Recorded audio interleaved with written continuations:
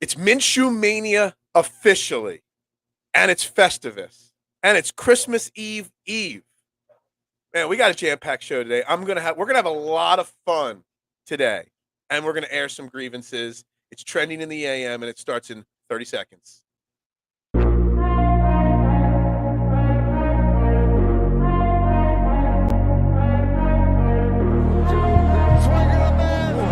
gets around in front.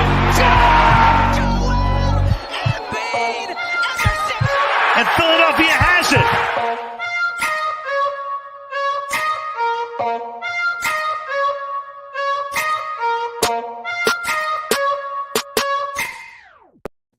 And a very good morning, everybody, and welcome to Trending in the AM, right here on DSM Media. We're live, Facebook, Twitter, Twitch, YouTube. You know the drill.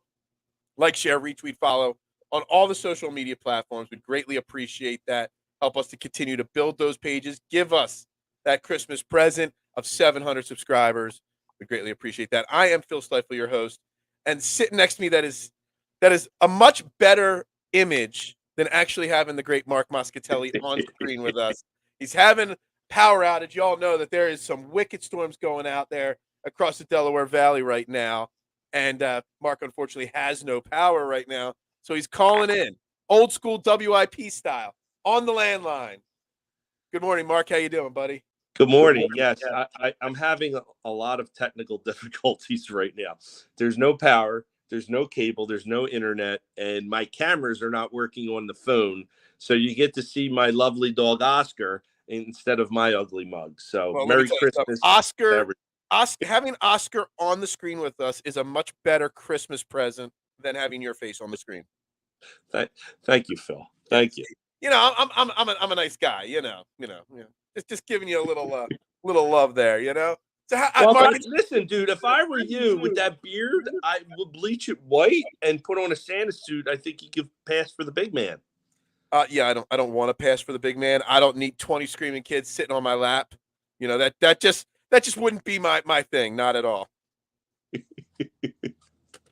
So, Mark, it's Christmas time, my man. How are you? Are you ready for the holidays? No. No.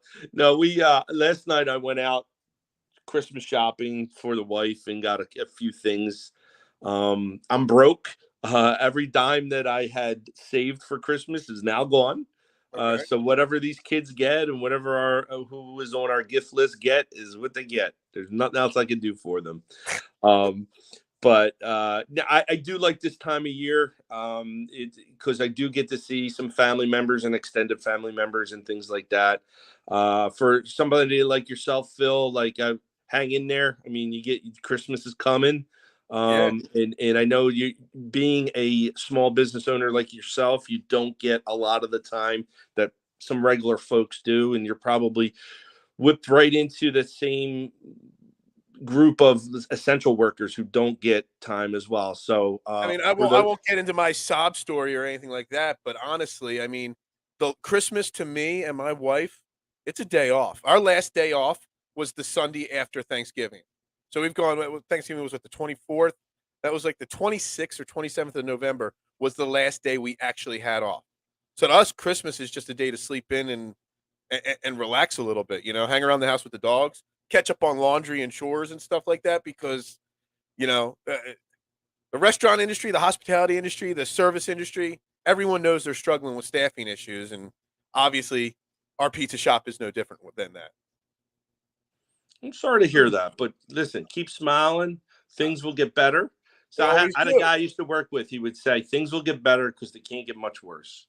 So yeah, absolutely, they can't get any worse than they are right now. So we'll take it as it is. Hey, it's not about. I don't worry about it. You know what I mean? It's all part of it. I'm more excited about Christmas Eve, Mark, because Christmas Eve we get the Dallas Cowboys. I'm not a fan of sporting events on Christmas. Like even the NBA, I know they have their big full game of slates. I kind of always rather have Christmas with the family, watch stupid movies and stupid TV shows and stay in the spirit. Like the Sixers play this year on Christmas Day against the Knicks. I might watch some of it, but it'll be one of the first times I don't worry about it because I like Christmas for what it is, the family aspect of it. I'm like a child inside with Christmas. I believe in the Christmas spirit.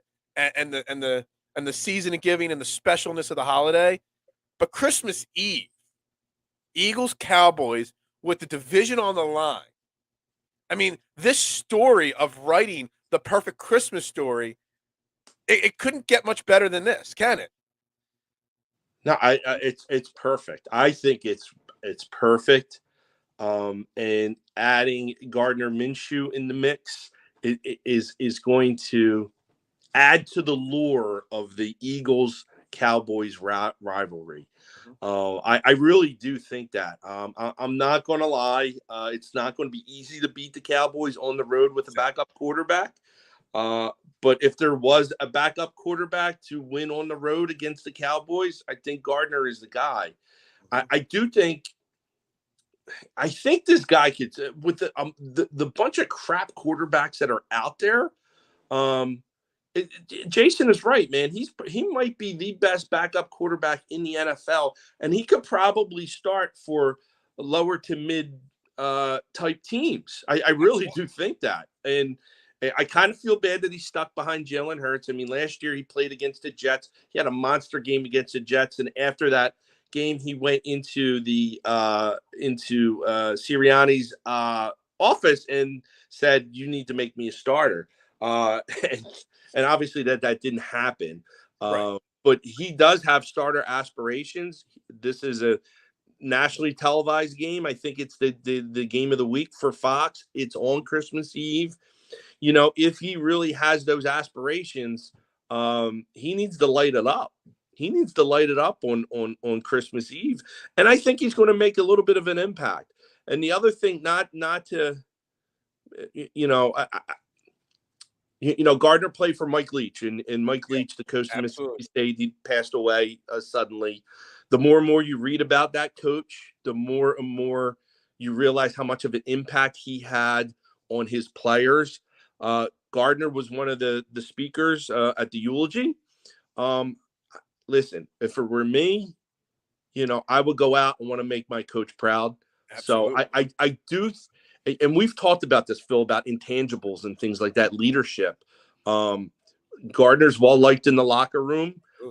Little bit of an odd bird, but he can ball, and I think this game is going to be a lot closer than what people think it's going to be. I really do. Well, we'll get into the X's and O's in a second, because all the stuff with Christmas and the game of the week and Minshew, it got me thinking of a really important question that I can't answer it. Like I'm trying. I came up with it about like 10 minutes before the show, and what you were just saying got me thinking about it again, and I can't think of it. And then Jason put in the comments about when Garcia beat the Cowboys for the division in 06.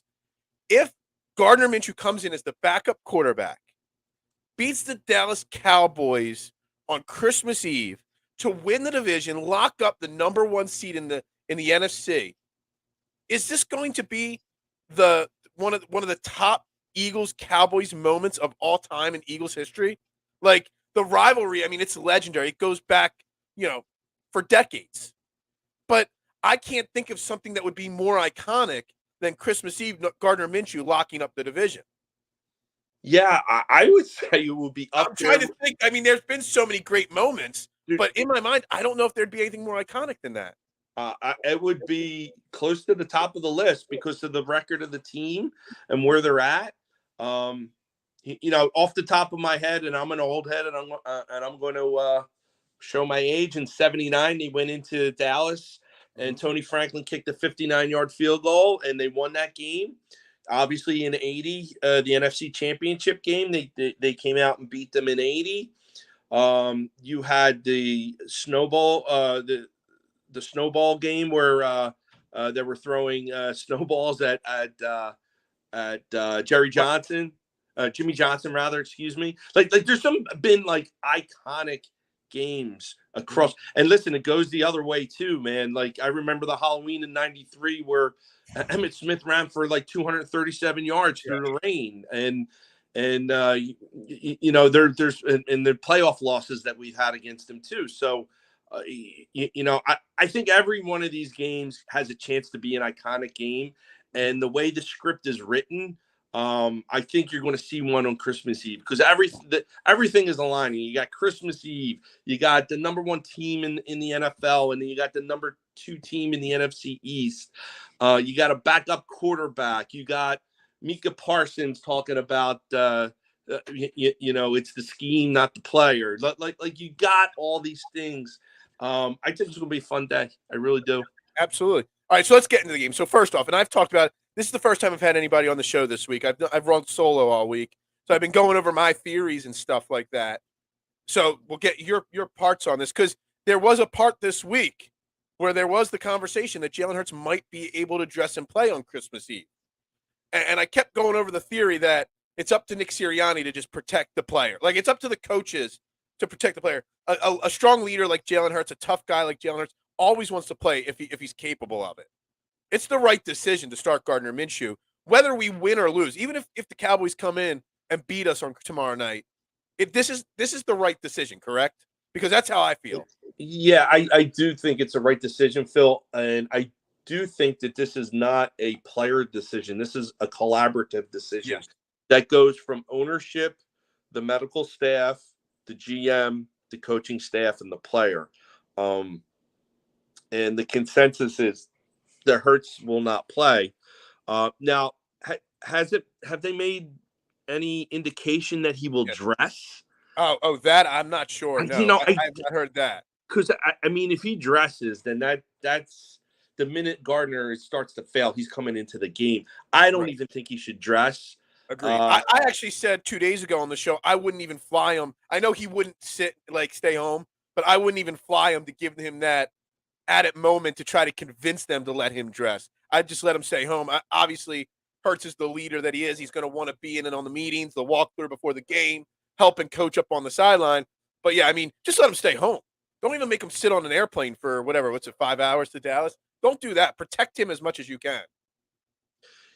No, I would have him come to the game. That's where I disagree a little bit with you there. I think he does need to be on the game, and he does need to be in the sideline, and does need to interact with the coaching staff as well as Gardner to help him through. He's a phenomenal leader. He is everything that we wanted Carson Wentz to be from a leadership. And again, the intangible stuff that I mean, he was out at that Roxborough High after that kid got shot. He was there for like 3 hours, met with the family privately. And he's a leader, dude. Like he has it. Mm-hmm. You talk about, do you have it? Do you not have it? Well, look at last night's. I didn't watch it because again, I'm anti-watching streaming services for football games. But you look at the Jets and Zach Wilson, and he was taken number 2 overall. Yes. There are a lot of reports that the Eagles wanted to draft Zach Wilson, but there might be some football talent there in Zach Wilson's body. But let me tell you something: if you compare Zach Wilson, the leader, to Jalen Hurts, the leader, I think that just shows how those intangibles, can make you and the team so much better. Yeah, he has no maturity, no leadership, like not taking ownership after that loss. That caused him really to be benched, and really his career with the Jets is now over. Honestly, I wouldn't want to touch him with a 10-foot pole, whether we had Hurts or not. You could tell. Do these folks have that intangible to lead a squad? Right. Jalen does. Gardner looks like he does. And that is the best thing that could happen for us.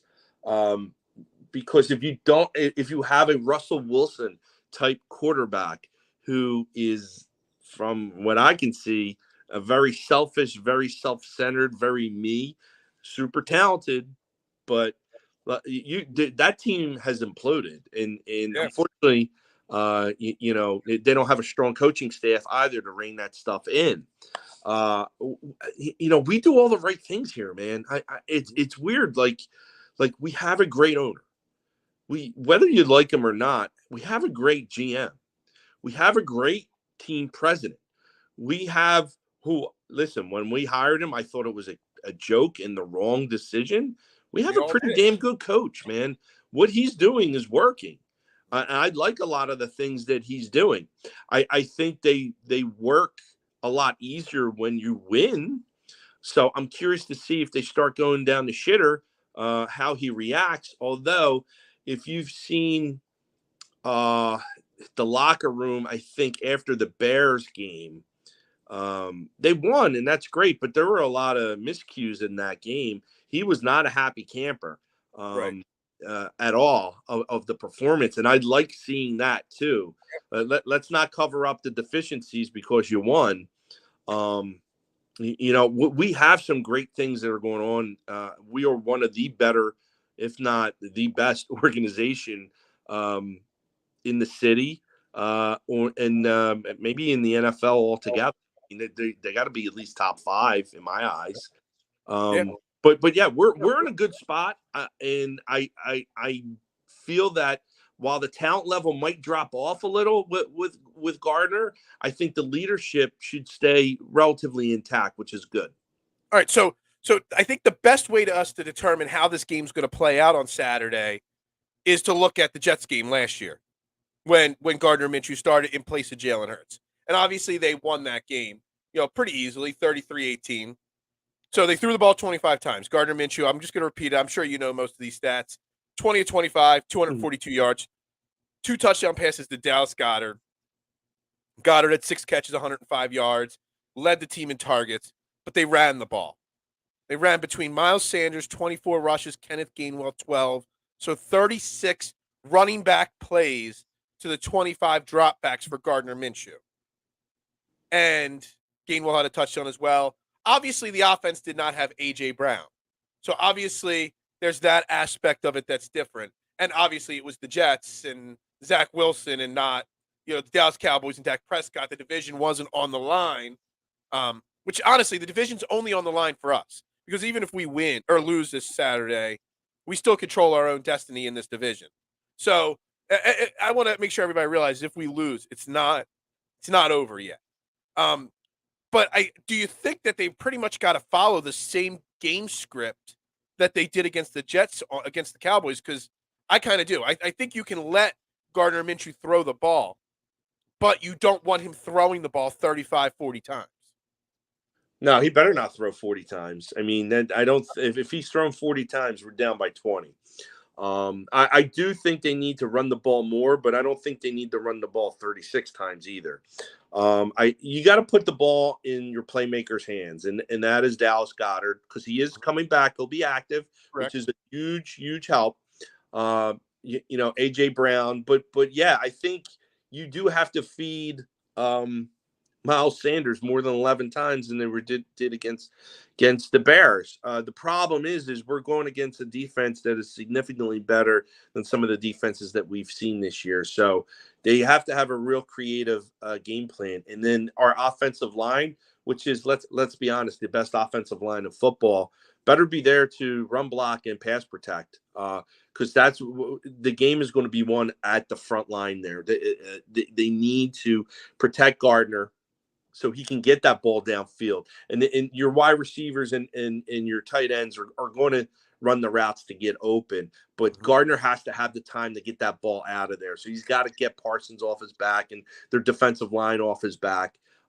They need to come up with their best game of the season here for them to be confident enough to win the game. Something key there. I think because Gardner Minshew is not Jalen Hurts in the mobility aspect, but he can move a little bit in the pocket. He can bounce around the pocket a little bit. Micah Parsons, you just had the entire offensive line either get voted to the Pro Bowl or as a Pro Bowl alternate.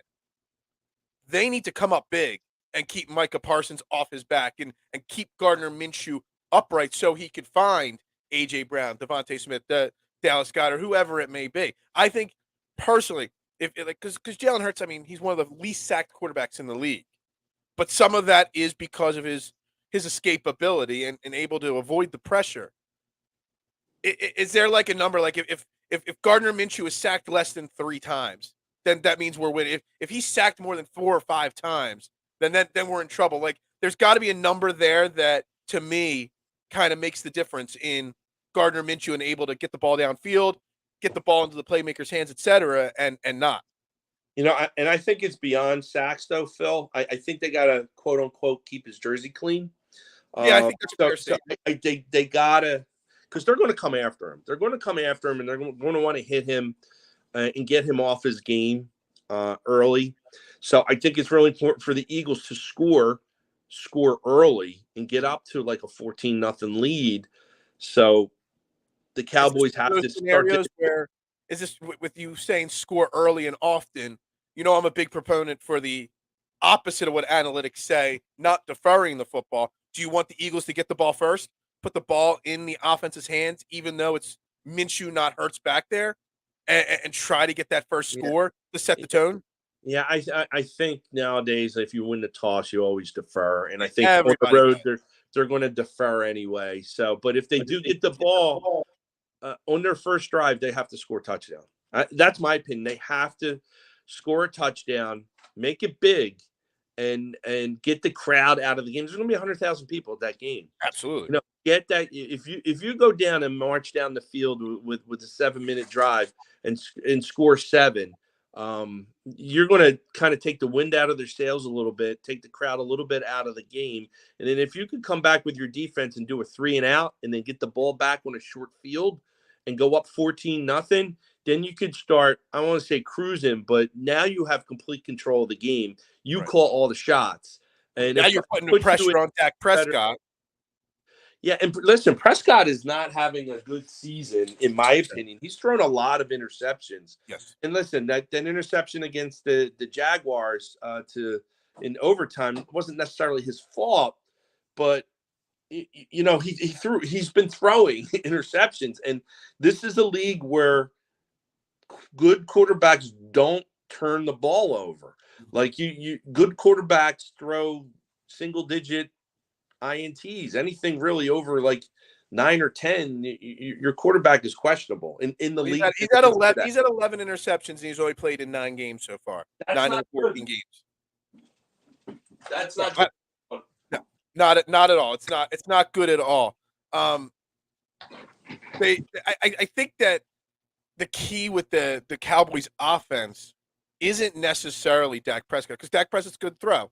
Yeah, he might throw some picks. Yeah, obviously CeeDee Lamb he's an excellent. He's not in that top 5 or 6 upper echelon, but he's a really good wide receiver. But our secondary has obviously performed like well above standards this year. I think it's the running game, and obviously we've struggled at times this year, but we have cleaned it up. And surprisingly, I'm not sure if you realize this, Tony Pollard has more rushing yards than Ezekiel Elliott this year. I'm not surprised. Tony Pollard's the type of running back, that quicker guy that can get to the outside. He runs between the tackles too, but he gets to the outside. He catches the ball in the backfield. He's that more modern style running back. He's the kind of guy that gives us more trouble. Are we going to be? Do you have the confidence that we are going to be able to control that? Let's be honest. It is a 1-2 punch. I mean, they got over 1,700 yards between the two of them, I believe, rushing the ball. Let me check. Yeah, a little over 1,700 yards between the two of them. 19 touchdowns between the two of them as well. I think if Dallas chooses to run in between the tackles, I think we got him. I think we have a nice rotation of our defensive tackles. Jordan Davis is healthy and playing more and more every week. If he tries to go on the outside, we may run into a little bit of a problem there, especially if their run blockers are overtaking our defensive line and they could turn that corner. That could be a problem. I am not a fan of Ezekiel Elliott. The person, the player too, man. Like he's usually hurt. And honestly, I'm not fans of running backs in general. This is a passing league now. Running backs are a little bit of an afterthought. And to your point, Phil, the ones that perform better are more of that scat bat type back, not the big burly ones. Like they're going by the way of the dinosaur, really. And I would equate Elliott more so of that big back versus that quick type back that can get around the ends and get some major yards. I think Miles Sanders is a guy that can do both, but once you get him the outside, if he can break one, he's going to go. Yeah, you want to control those backs. I think the defensive line will, or the front seven will. But again, this goes kind of the Jonathan Gannon thing. Is he going to scheme correctly to the point where he's not going to allow these running backs to eat up yards and short passes that keeps the ball out of the hands of our offense. And he's been, honestly, Jonathan has been doing great the past couple weeks.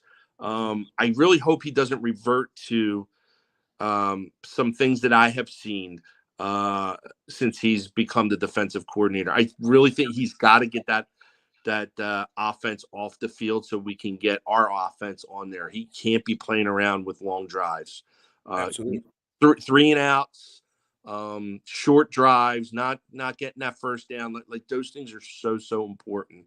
I really hope that he continues the successes that he's had the last couple of weeks with this, how the scheme has been. So I want to ask you something. I don't know if you've noticed it. So stopping the run has been sometimes an issue.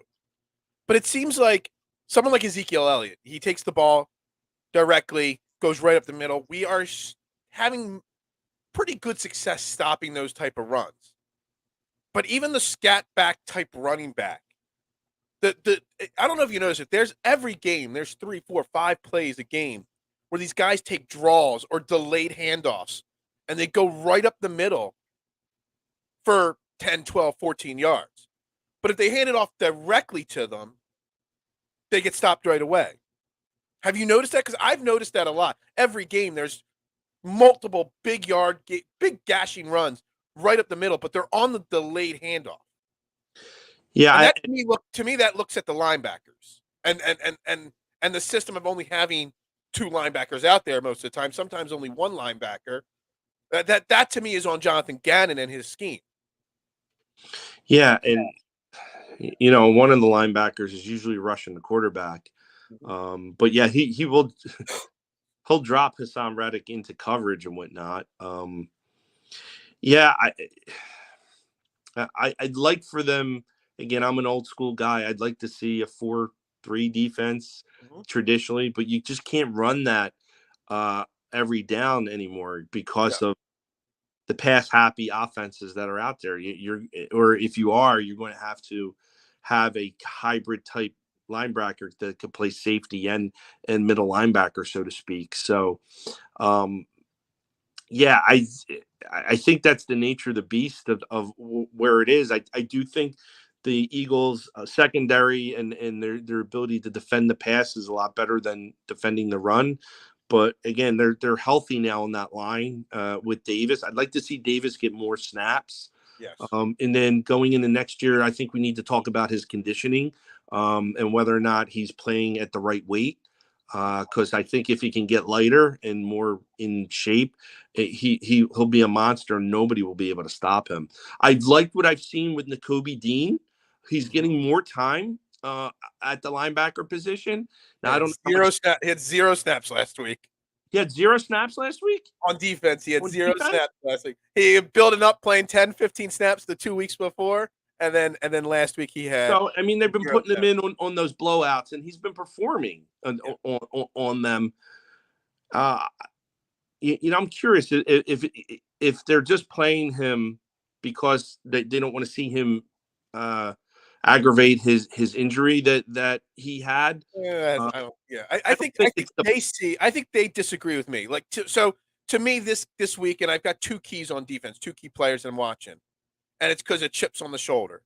And one's Javon Hargrave. Hargrave flat out said yesterday he thinks he deserved to be a Pro Bowler, not an alternate. I think he could have a really huge game effect in the middle of this defensive line. But the other guy that didn't say anything, and the reason why Nakobe Dean's not playing, is TJ Edwards. Me personally, I think TJ Edwards doesn't pass my eye test as a linebacker.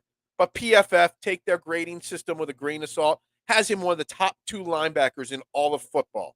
And there's a lot of people that think TJ Edwards is playing like way above like anything we could have ever expected. And a lot of people think he was a snub, not just as an alternate, as a Pro Bowler itself. So this could be the game. That's why Nakobe Dean's not seeing the field, because people think TJ Edwards is this great linebacker. This could be a statement game for TJ Edwards, where he could clog up that middle, stop them from getting to the second level with those running plays, and actually, say, hey, I should have been at least an alternate, if not a starter, in this Pro Bowl. Now you make a good point with Hargrave, and he's had a monster year. Monster year. But Dean is supposed to be T.J. Edwards, and I don't know. I mean, you drafted the guy, and you drafted him pretty high, even with the injury. He's probably first round talent. What did he go in the third round? Yeah, we got him in the third round. The third round. I mean, eventually Dean is going to be Edwards, or you expect him to be Edwards the way he's playing. And he's shown the short times that he's been on the field for defensive snaps that he's been.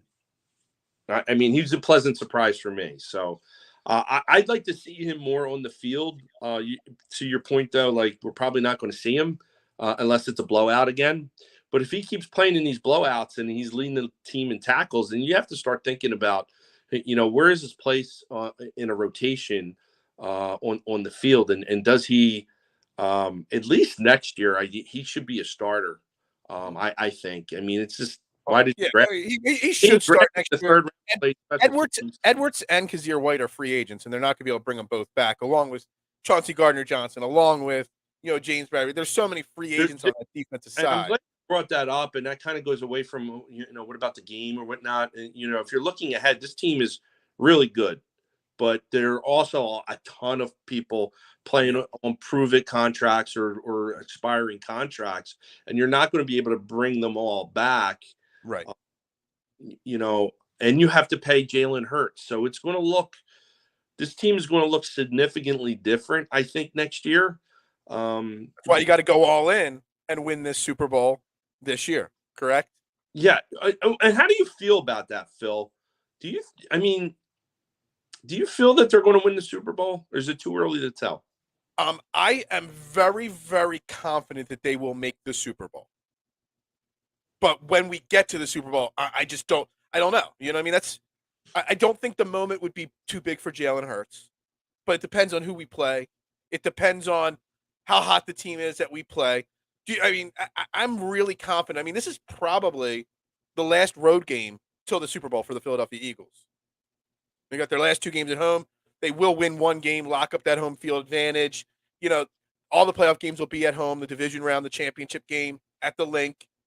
I have no doubt that there's nobody in the NFC that could beat the Eagles, barring any catastrophic injuries or crazy fluke things. It's just the Bills, the Chiefs, the Bengals are all pretty damn good teams. So, I would have to really think about the specific matchup that week if they win the Super Bowl. I don't know. I don't know what you think. Yeah,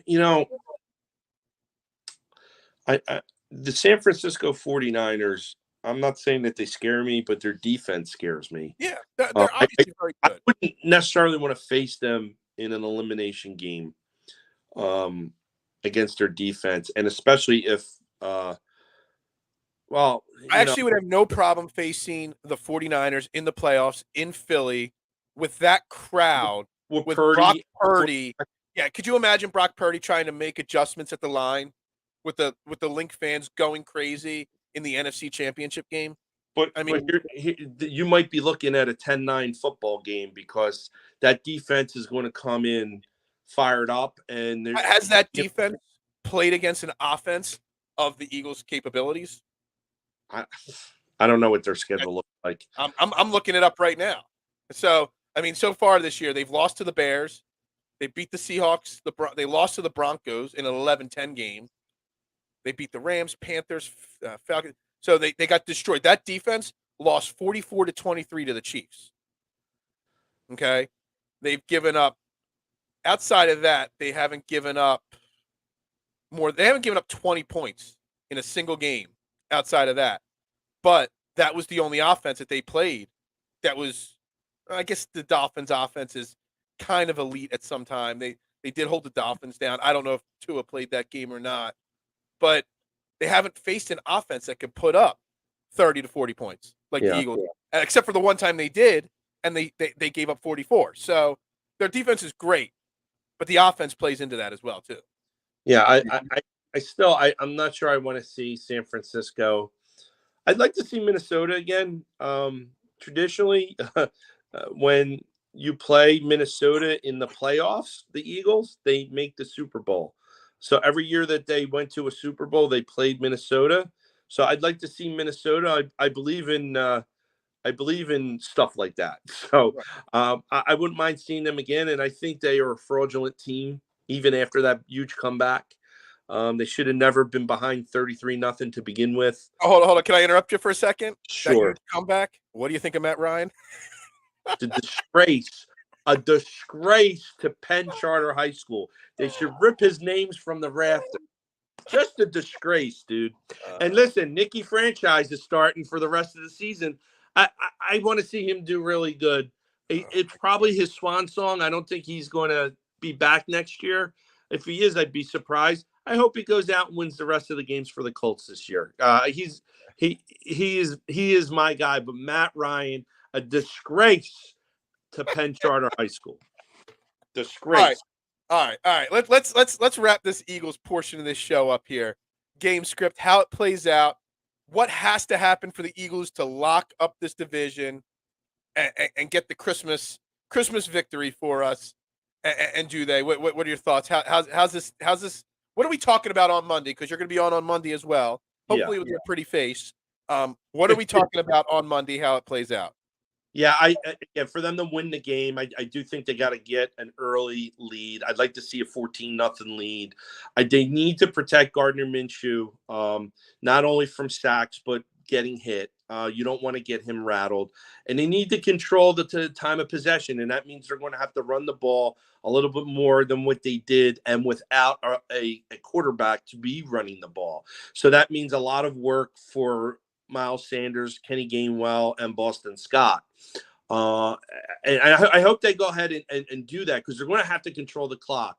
You want to control the clock. You want to make their defense tired and keep their offense off the field. I think you're going to see a big play from A.J. Brown. I think he's going to want to show out in Dallas, definitely. And I think Gardner's going to put up some nice numbers. And they will win that game, and he'll probably get the next start in against the Saints. So Hurts can be fully rested in time for the playoffs. Do you, if the Eagles win and lock up the division, the first round bye, there's a scenario in my head. I mean, I don't want my guy having 4 weeks of rest, but there's a scenario you don't need Jalen Hurts to the playoffs again. Yeah, and do you remember in 2004 they rested?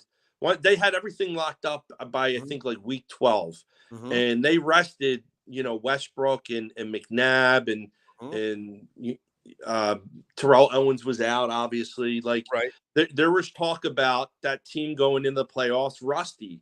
I would say this. Pretty sure that team made the Super Bowl. It did make the Super Bowl. Unfortunately, they didn't win that Super Bowl, but they certainly weren't rusty in the games that they played to get there. They manhandled both teams. So I think I would play Hurts because they're home games too. Like play 1 or 2 series, then get them out, get your starters out. So they do go in a little bit sharp but use the opportunity we have some second stringers that can play. I think it's just as important to rest Hurts as it is to rest Jason Kelce and Lane Johnson and Jordan Mailata and that offensive line. You get Cam Jurgens some time at center, get Jack Driscoll some time at guard or tackle or whatnot. And I think you are going to see that. And again, this kind of goes back to what our roster looks like right now with all these players on expiring contracts. Like we're not going to sign them all. And I think we have to sign more than a few, but we're not going to sign them all. We need to see what these other guys can do in real game time situations. So do you have the Eagles? No problem to have, Phil. Oh, it is a great problem. Your second and third stringers at the end of the season because you got everything locked up. Yeah. Do the Eagles get it locked up? Do they get the win? And do you have a prediction for Saturday night? God, my heart tells me that they're going to win. I think they're going to win, but I wouldn't be surprised if they lost. I'm going to put it out there that God, we'll say 23-20 Eagles. I think it's going to be a super close game. I would love, again, for them to come out of Dallas with that win. I wouldn't be surprised if they lost. I just don't want them to lose because I don't feel like hearing these Cowboy I know. fans. I don't want to hear them. I really don't. They're Cowboy fans are also Duke University fans and Yankee Oh, fans. got to get a dig in And on Duke today since you're in here. yeah, and they have low self-esteem, and they weren't raised right, especially if you're not from If you're from Dallas, yeah, you should root for Dallas. Yeah, But I'll make sure Scott. I make sure if Scotty's not watching, he comes back and watches the 38 to 41 minute mark of this show. So I got yeah, right. Well, he's not a Cowboys fan, but his Duke elite. I don't get. But going back to these fans things, like I know fans like I call them out. Like, why are you a Dallas Cowboys fan? You're from Philadelphia. And one guy tells me, well, Tom Landry wore a hat that my granddad wore, or hey, they were America's team. They were always on TV, or I loved Jimmy Johnson when he was at the U, and now he's at Dallas. Like, it's bullshit. You have low self-esteem and you attach yourself to a team that appears to be winners, but actually, if you look at it, in the last quarter century, they've been losers. Losers. They have nothing really to show for it. They have not been in an NFC championship game in it's 20, it'll be 27 years. Yeah. 27 years. That's not good, man. For somebody that is an owner that is as flashy as he, with that beautiful stadium and the money that they have, and they have not even ascended to an NFC championship game in 27 years. I think that's a disgrace.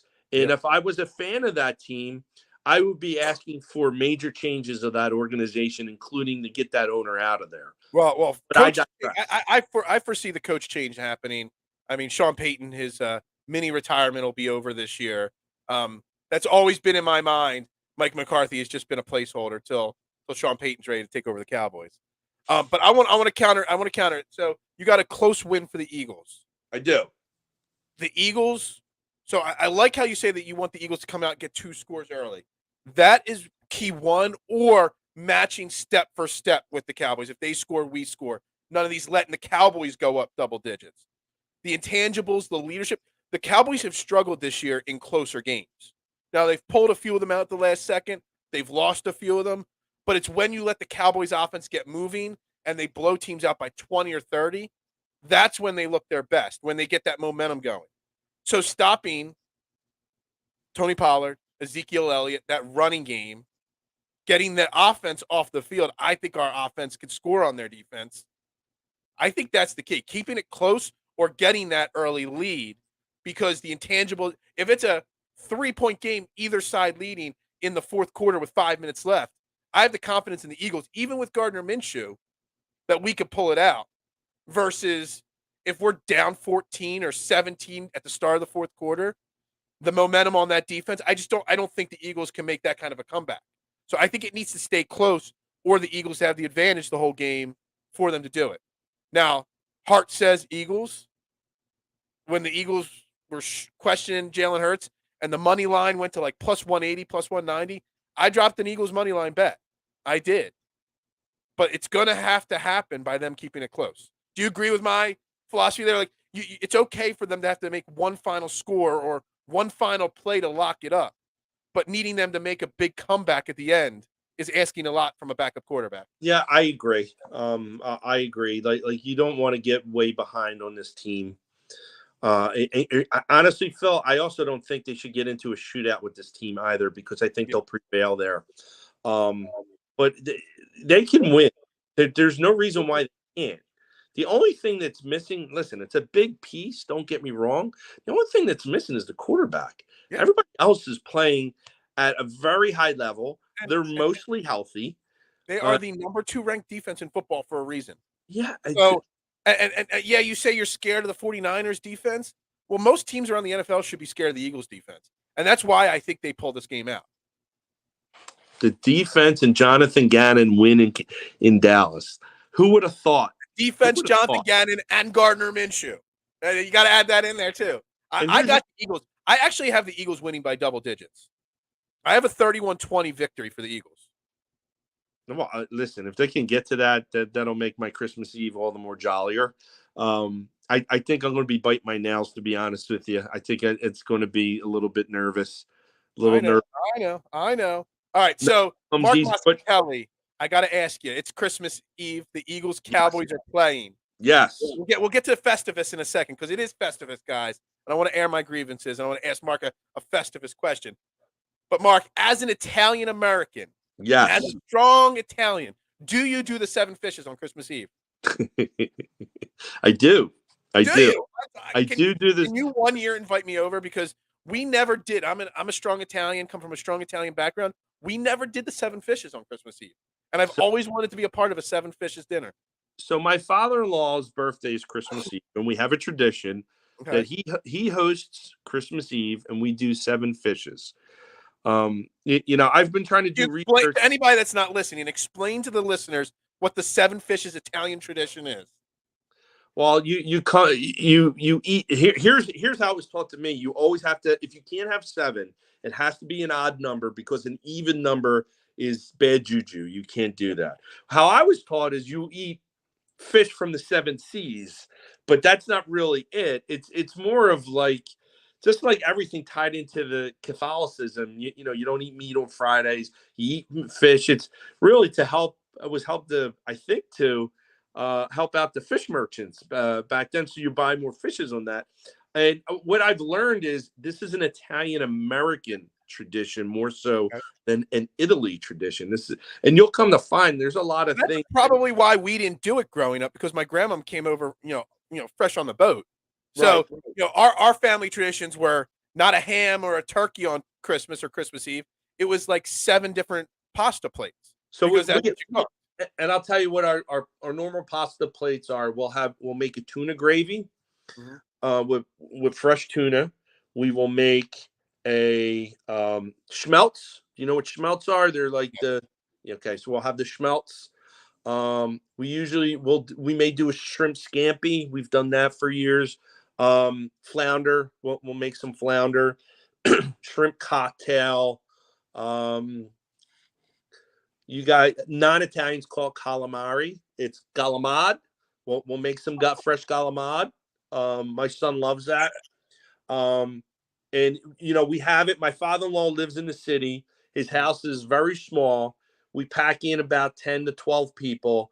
It gets super hot in the house because everybody's cooking, and it's just usually the windows are open in the middle of December. Like it's going to be like minus something. The windows are going to be open because it's going to be so damn hot. I'll probably drink a full bottle of wine. Usually big holidays, I'll drink a lot of wine. You drink white wine with fish, though. I'm not a huge white wine drinker, but I'll probably indulge a little bit. But it's a big deal. And Phil, did you open your presents Christmas Eve or Christmas Day? Christmas Day. There was not one present in my household open on Christmas Eve. Christmas Eve in my house wasn't a big deal. Normally, we would go to Christmas Eve mass and we'd get, I own a pizza shop. We're actually very busy normally at dinner time on Christmas Eve, no matter what the day of the week is. And that was my family. You do the Christmas Eve mass and then you get pizza or takeout somewhere. You go home and you go to bed early because Santa's coming. And no matter how old you are, you're getting up early on Christmas morning, having a huge breakfast, visiting the grandparents, going wherever, and then having the huge Italian dinner with 20, 30 people in my grandma's small little row home in Upper Darby, where you have your antipasto, you have your salad, you have your lasagna. She would always make a turkey or a ham too, your meats, your gravies, everything. I mean, it was like a 7-hour meal on Christmas Day. And so we did so little on Christmas Eve because Christmas Day was such a high priority in our family. Now, see, both days were kind of a big deal. Christmas Eve, though, is the day that we would do all the traveling. So I'll have at my father-in-law's, we'll have a nice dinner. We will exchange gifts between the folks that are there. And then I will go to my sister's house afterwards until midnight. And then I will go home to get the kids in bed because Santa's coming. Now they're a little bit older. It doesn't really matter. But that still matters. Yeah. So my son is 12, and I know he doesn't believe in Santa anymore. But I keep asking him, and he keeps telling me. But he's got a smirk on his face when he says, "Yeah, Dad, I believe in Santa." How old were you when you realized? Yeah, dude, I was probably about 10 or 11. I, I And what found, what what made you realize it? I found gifts in my mother's room underneath the bed that were wrapped, and I unwrapped them, and I saw there were the things that I asked for Christmas.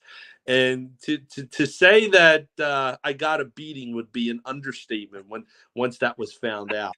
And I was told, "Don't tell your sister." Now I got beat. Listen, it was the '80s, an Italian American household. You got beat. What, You got what, what was the beating of choice? My dad used the yardstick. He used to buy yardsticks from the Home Depot or Lowe's or the hardware store by the box, and that's what he chose to use on us. so we have a leather strap Yeah, that we never used that. we have a leather strap, barber strap, and my mom and dad still have it. They won't let me take it though because I want it because I just want to. Just the mere presence of the strap when I was Yeah, a kid got me to behave, yeah. and I would love to do the same for my children. Again, they're a little bit older. My son will punch back, but yeah, that was the weapon of choice. The But yeah, yard. going back, Hey, a yardstick can hurt cracking across your butt. Let me tell you. absolutely. But here's the thing with an Italian holiday like the Seven Fishes, my non-Italian friends and colleagues and coworkers don't understand and don't get it, and it's not a big deal for them. And they don't like when I go and like go to an employer and say, "Hey, I got to leave if we're working on Christmas Eve. I can't work that day." And Mhm. and they look at me, with their head tilted. What are you talking about? Like it's a big deal Yeah. in our culture. It is, and I hope it doesn't die off. Yeah, I Um, mean, I really hope so. I mean, a lot of cultures and a lot of things. I mean, I come. My wife's a strong Polish family and a Polish heritage, and we used to go to this church in Chester every year on Christmas Eve. And over the years, you just see it was only open for special occasions. This church, and it was kind of in like an older community, and they did the mass in Polish and stuff like that. And you just saw over a 10-year span, like going from standing room only to 50% capacity to 20% of the church filled, because traditions are just in general dying off in this day and age, in my opinion. And the Italian traditions that we have, it's really important to kind of try to keep them alive as best as we can. yeah, and I agree. One of the other things is midnight mass on Christmas Eve. Like when we were in the city, we would have our dinner and we would visit a couple houses, and then you came home, and then you went to midnight mass, and then you came back. Yeah. Uh, and then if you didn't go to midnight mass and you went the next day was awesome because you would Right. go and you would see all the wives who got the fur coats and the jewelry and the nice blouse for Christmas that they wanted to show off in church. And Yes. that was like clockwork. I would go Christmas Day because I got a kick out of counting how many fur coats that I could see I with love the it. people coming in. I love it. I love it. All right. So that's Christmas traditions. How about Festivus? Today is Festivus. Today is also my older brother Willie. It's his birthday. Happy birthday, Will. We'll say Willie because I know how much he hates being called Willie. Happy birthday, Willie. It's also Festivus for the rest of us. If you don't know what Festivus is, people, it's an actual real holiday. People think it's just a made-up holiday from the Seinfeld comedy TV show, but it actually really does truly exist. There's a Wikipedia page, and it was started well before the Seinfeld episode ever aired. So, Mark, I know you know Seinfeld. I know you know Festivus, all the traditions, airing of grievances. Maybe we'll do that in a second. But the tradition I want to know about in the Mark Moschatelli household, I'm sure you didn't really celebrate Festivus, but Festivus does not end, if you don't know this, people, till the feats of strength, till you pin the head of the household down. In the Mark Moschatelli household, two questions. Is your 12-year-old son pinning you down and taking and winning feats of strength? And back in the day, Big Ed, your dad, would you have been able to take him down, or would he have been champion? All right, I got a good Big Ed story. I'm glad you brought him up. First of all, there was no way I was going to pin him at any point in time during me growing up. He was a massive dude who did not play around. Um, I'd Hold like on, to. which is the complete opposite. Because my dad, we're all the Stifle kids. There's 5 of us. We're all big. Even my sister's tall for a girl. And my dad was a very small, compact man, but we feared him so much. There was no way any of us would have taken him down. No, listen. My dad's hands were made of concrete, and he will fold you and kick you out the door, if necessary. Now my son has been challenging me lately. I'd like to see him try. We can go out on the front lawn and he can try to pin me, and it ain't going to happen. Big Ed Christmas, my dad always went out to decorate. I'm not a big decorator. I hate it. I hate all things, the inflatables, the lights, and Melissa, my wife, partakes in it. I begrudgingly help. We have 2 Christmas trees in our house today because every year she buys ornaments, to the point where we have so many goddamn ornaments. I broke down and said, we need another tree because I'm not going to just have these things in there. So we have 2 trees. But going back to Big Ed, we moved from Philly to New Jersey back in 92, 93, I think it was. Might have been our first Christmas there. Now we have a lot of room. I mean, we came from a row home. We have a lot of room. My mom wants to put the Christmas tree in the center of the window. So we never did a real tree because my mom was allergic. But I do believe we bought a brand new fake tree, and we put it together, and we're putting it up, and it's tilted, and we can't get it centered. And my mom's standing there. She's like, well, turn it this way, move it a little to the left. No, Ed, you got to move it back. My dad had it up to his head.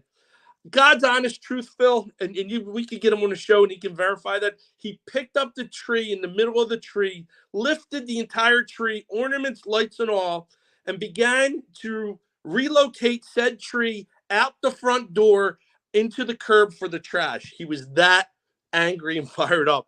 And that was one of the best Christmases that I have ever had, Phil. That is fantastic. And I will be sending Big Ed a message after this show just to verify that. I'm going to do my fact checking on that story. He will 100% verify that story. I love it. I love it. So the other big thing with Festivus is the airing of grievances. You're allowed to go around the Festivus table and just say whoever at the table, what they've done to piss you off. First off, I'm assuming Big Ed would have had no problem with the airing of grievances. Not at all. Yeah. My dad probably would not have said. He would have kept it personal and private. My dad just let everything build up inside until he snapped. But he wouldn't have done it. But I would have been the guy at the Stifle Christmas table or the Festivus table that would have aired his grievances about everybody at the table. Would you have been the same way? You have no problem telling people how you feel about them. Yeah, and it gets me in trouble sometime. But I'm curious, Phil, what are your grievances that you would air this year? Do you have any grievances that you want to get out there? I can't say them on the air about my employees or my staff or any of that kind of stuff. But what my grievances, non-sports wise, would definitely get me in a lot of trouble. How about we say that? I think people understand my grievances with Doc Rivers and the Sixers. I would really, really love a Christmas present at Doc Rivers no longer coaching the Sixers. I know that's not going to happen. I know Scotty yesterday commented on my show, said I'm just grumpy, always looking for a reason to complain about the Sixers, even though they've won 6 in a row. But I'm one grumpy, I got a lot of grievances with the Sixers kind of conversation person. I don't have any. That is my only. I don't think there's anybody in Philadelphia sports, maybe the Flyers organization a little bit, outside of Doc Rivers. This is like a really bright spot in Philadelphia sports history as a whole. There's really not a lot to complain about right now. Yeah, there isn't, Phil, and I don't have any real. I'll give you one sports grievances, and some of our Union fans will appreciate this that we do have, and I know El Parcero is our big Union guy. So I have a huge grievance with Major League Soccer. Okay. And then locking up a streaming a streaming contract with Apple TV that has basically blocked out the ability for Union fans to watch the Union. There will be only 3 matches. I think it'll be on Fox. Only 3 matches. And how many did they play? Like 20?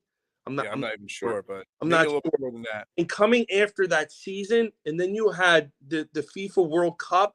that, and you have the World Cup coming to the United States and Philly in 4 years. So like soccer is probably at its highest interest level, at least locally here. Mhm. And it's been ripped away from us because Phil, I am not signing on to Apple TV and buying the package because it's an extra, it's an add-on. It's not Oh, it's like not even included. it's not included. Oh, So I didn't know that. Wow. I have a big grievance I have a with big major yesterday. It was just announced that NFL Sunday Ticket's moving to YouTube TV. Everything's moving. You got Thursday Night Football on Amazon Prime. There's going to come a point where it's all on streaming services. And the only reason why I haven't ditched cable, I have FiOS in my town because we don't have cable in my town, is for the home sports, which I know you could get on some channels now. But the cost of internet without TV it's not worth it. It's going to be so expensive and hard.